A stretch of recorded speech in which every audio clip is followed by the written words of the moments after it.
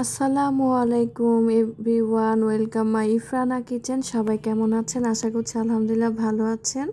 আজ আমি করব মজাদার পাউন্ড কেক বা বেকারির কেক। এই কেকটা খেতে খুবই মজা। প্রথমে আমি 2টি ডিম নিয়ে নিব।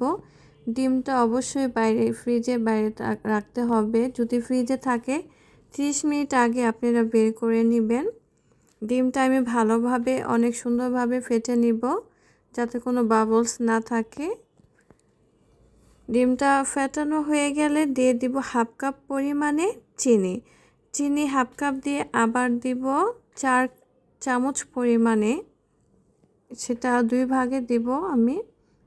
আপনারা ইচ্ছা করলে মিষ্টি কম বেশি দিতে পারেন, কিন্তু আমার মনে হয়েছে এটাই পারফেক্ট একটা মিষ্টি 1 কাপের জন্য। এই চিনিটা ভালো মতন গলিয়ে নিতে হবে নেড়েচে। এখন আর 4 চামচ পরিমাণে আমি চিনি দিয়ে দিলাম। খুব সুন্দরভাবে চিনিটা গলিয়ে নিতে হবে। চিনিটা সম্পূর্ণ গলানো হয়ে গেলে সামান্য একটু লবণ দিয়ে দিব 1 চিমটি পরিমাণে। তার আগে ভ্যানিলা এসেন্স দিয়ে দিব কেকের ফ্লেভার। এটা আইসক্রিমও দেওয়া যায়, কেকেও দেওয়া যায়। আপনারা যাতে ডিমের গন্ধটা না থাকে এটার বদলে আপনারা ভিনেগারও দিতে পারেন। সুন্দরভাবে করে এখন 1 চিমটি পরিমাণে লবণ দিয়ে দিলাম। যার হাতে এই বিটারটা না আছে, হ্যান্ড বিটারটা, আপনারা অবশ্যই এটা কাঁটা চামচ দিয়েও করতে পারবেন। হাফ কাপ পরিমাণে তেল দিয়ে দিলাম। এটা কাঁটা চামচ দিয়েও করা যায়। এটা আমার হ্যান্ড বিটারটা ছিল বাসায়, তাই এটা দিয়ে আপনাদের দেখিয়ে দিলাম। আর ইলেকট্রিক বিটারটা অনেকের বাসায় থাকে না, তাই আমি এই প্রসেসে দেখালাম। যার আছে সে ইলেকট্রিক বিটার দিয়ে করতে পারেন। আর দিয়ে দিলাম 4 চামচ পরিমাণে তেল। এটা কোনো ফর্ম করতে হয় না, ফর্ম ভাব হয় না। এটা আমার একদমই সুন্দরভাবে হয়ে গেছে। সুন্দর মতন সব উপকরণগুলো মিশিয়ে হয়। 1 কাপ পরিমাণে ময়দা নিয়ে নিলাম। দিয়ে দিলাম 1 চামচ পরিমাণে বেকিং পাউডার, সামান্য 1 চিমটি পরিমাণে বেকিং সোডা দিয়ে ভালোভাবে চেলে নেব। একটা বাটিতে আমি চেলে নিচ্ছিলাম ফার্স্টে, কারণ আমার ওইটার মধ্যে এই চালনিটা পুরা বসবে না, ক্রিমটা দিয়ে মেখে যাবে। তাই আমি বক্সের থেকে এখন সরাসরি আমি ব্যাটারটার মধ্যে ছেঁকে নিচ্ছি। আমি এই বক্সের যতটুকু আছে ছাঁকা সেটাও দিয়ে দিব। সুন্দরভাবে মিক্সড করে দেব। আমি গুঁড়া দুধটা এই মিক্সটা মিশিয়ে পরে দিয়ে দিব। আপনারা ইচ্ছা করলে এটার সাথেই দিয়ে দিতে পারেন।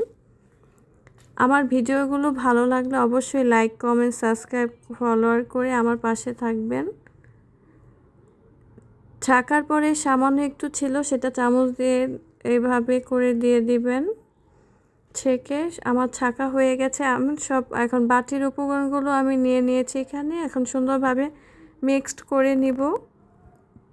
এটা আপনারা যেভাবে মিক্সড করেন কোনো সমস্যা নেই।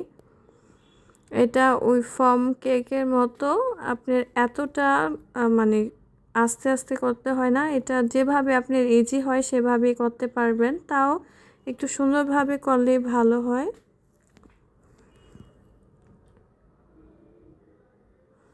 এটা কাঁটা চামচ দিয়েও আপনারা সুন্দরভাবে এটা মিক্সড করে নিতে পারবেন, বা চামচ দিয়ে এই ময়দাটা যাতে খুব সুন্দরভাবে এই ব্যাটারটার সাথে মিক্সড হয়ে যায়, যাতে কোনো দানা দানা ভাব বা বাবলস না থাকে।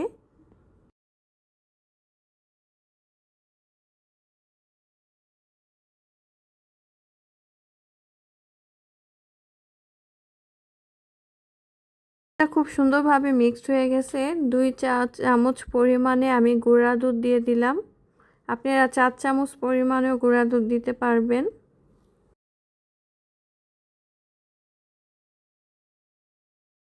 এখন সুন্দরভাবে মিক্সড করব।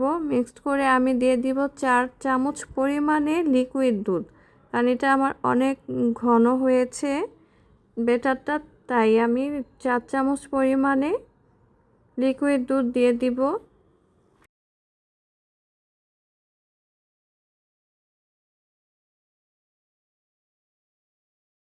2 ভাগে দিব।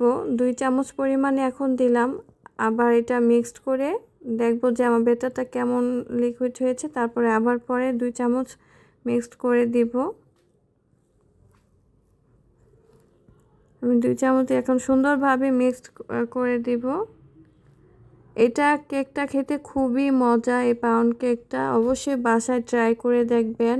বাচ্চারা কতটা পছন্দ করে, কতটা ফ্রেশ। দোকানের থেকেও বাসার খাবারগুলো খুবই মজা। আমার ব্যাটারটা কমপ্লিট হয়ে গেছে। এখন আমি কেকের ডাইসের মধ্যে হাফ চা চামচ পরিমাণে তেল ব্রাশ করে নিচ্ছি। আমি আর নিচে কোনো ফয়েল পেপার বা কিছু দিব না। আপনারা ইচ্ছা করলে অবশ্যই দিয়ে নিতে পারেন, কোনো সমস্যা নেই। আমি সামান্য একটু ময়দা ছিটিয়ে দিব যাতে আমার কেকটা সুন্দরভাবে উঠে যায়।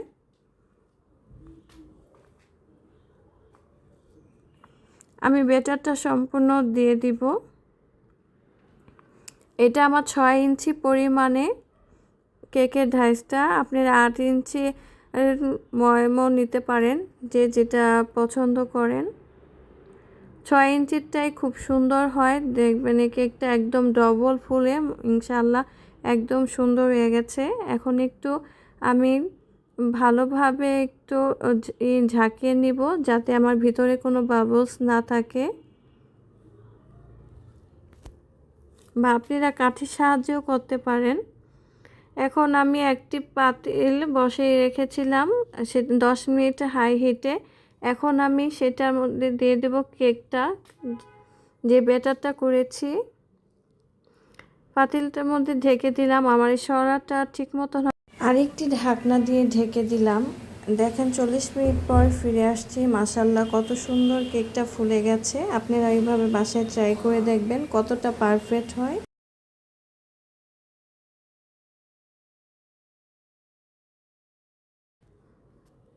আমি একটি কাঠি দিয়ে চেক করলাম, হ্যাঁ আমার আলহামদুলিল্লাহ পুরোপুরি সম্পূর্ণভাবে কেকটা সুন্দরভাবে হয়ে গেছে। খুবই সুন্দর, খুবই সফট হয়েছে। এখন ছুরি দিয়ে হালকাভাবে সাইড দিয়ে চেপে চেপে আমি কেকটা বের করে নিব। দেখেন নিচের অংশটা কত সুন্দর হয়েছে, কোনো পুড়ে নাই, একদম সুন্দর হয়েছে, খুবই সফট হয়েছে। আমি গরম গরমে কেটে নিচ্ছি। দেখেন কতটা গরম, ধোঁয়া উঠছে, খুবই সফট হয়েছে। কাটতেও খুব হচ্ছে, মানে এতটাই সফট হয়েছে যে ভেঙে ভেঙে যাবে এমন একটা খুবই নরম হয়েছে।